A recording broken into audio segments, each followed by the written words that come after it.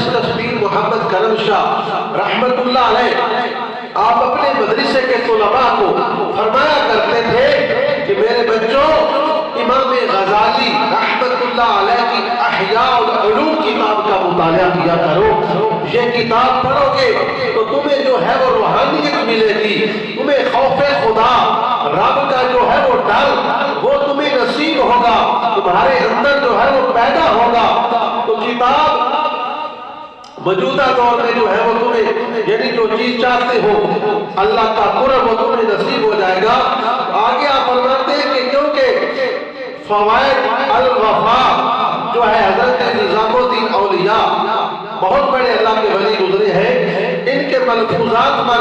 مشتمل کتاب جو ہے اس میں یہ بات لکھی ہوئی ہے۔ آپ فرماتے ہیں کہ جب بندہ کسی ولی کامل کی کتاب پڑھتا ہے، جب کسی اللہ کے نیک صالح ولی بندے کی کتاب پڑھتا ہے تو پھر کیا ہوتا ہے، اس وقت ولی کی جو روح ہوتی ہے وہ پڑھنے والے کی طرف متوجہ ہو جاتی ہے۔ اس بندے نے اللہ کے ولی نے کتاب لکھی تھی،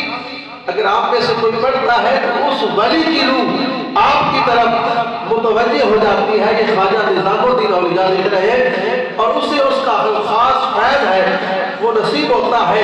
اسی طرح حضور عالمت فرماتے ہیں کہ داتا علی حجویری رحمت اللہ علیہ کی کشف المعجوب کتاب جو ہے اس کو پڑھو، حتیٰ کہ علماء اولیاء نے لکھا ہے کہ ایسا پرفتن دور آ گیا کہ جب تمہیں سیدھی راستے کی تلاش ہے، حق کی تلاش ہے، ولی کامل کی تلاش ہے، مل نہیں رہا تو علماء لکھتے ہیں کہ تم کشف المعجوب داتا صاحب کی کتاب کا مطالعہ کرو، یہی تمہاری رہنمائی کرے گی ہر حوالے سے۔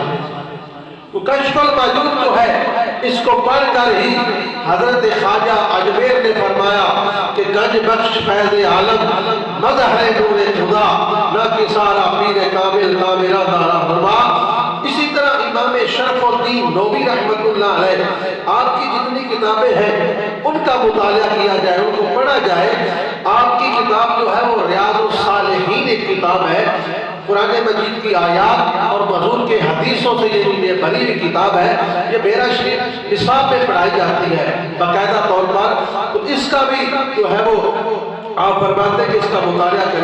کیا کرو۔ تو یہاں